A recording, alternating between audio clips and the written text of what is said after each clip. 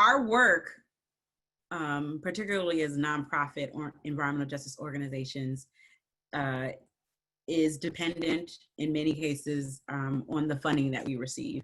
And there's so many examples, whether you're looking and comparing environmental justice organizations and their budgets and their financial support to traditional green organizations, and it's just no parity at all. They're so much more funded than we are, like millions to pennies comparatively. A lot of us that have been doing this work that I've had the privilege of working with and for are applying for grants that they don't necessarily have the strongest interest in, or they're making they're trying to squeeze their work into a grant deliverable so that they can service their community and pay their staff the very small amounts of staff that they can have.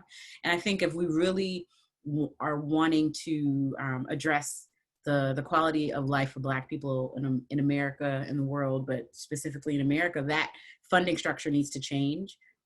We Act, being a 32-year-old environmental justice organization, has been around long enough and has, I think, been fortunate to develop a savvy around funding that we share with a number of organizations through the Environmental Justice Leadership Forum. So we're helping other organizations grow their capacity. And I think what I've appreciated seeing is just how a grant of $50,000 could mean the world to an organization versus bigger green organizations getting millions.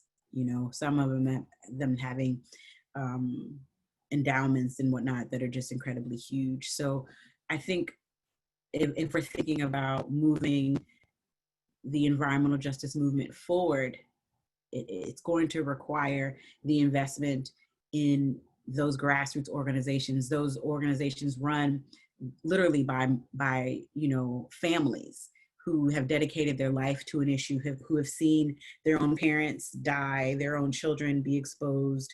You know, many of them are themselves trying to manage their work right now through COVID, the pandemic, and trying to be safe, still trying to service their communities. And the biggest, I think, need there is, more than anything, is that capacity, is that funding, are those dollars, so that they can then, maintain a livable wage for themselves and hire staff, that they aren't, working all hours of the night and into the weekend. And that vicious cycle of burnout exists in our community.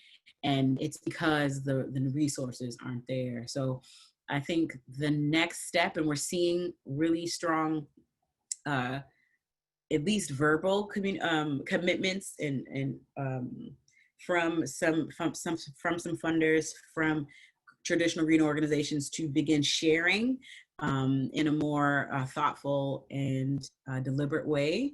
And I think that if we can see that through, we're going to see our organizations have the capacity to meet the passion. The passion is always there, the will to do the work is always there, but the capacity is always the struggle. So I think that is going to be a requirement and really a necessity to facilitate us doing the work that we need to do.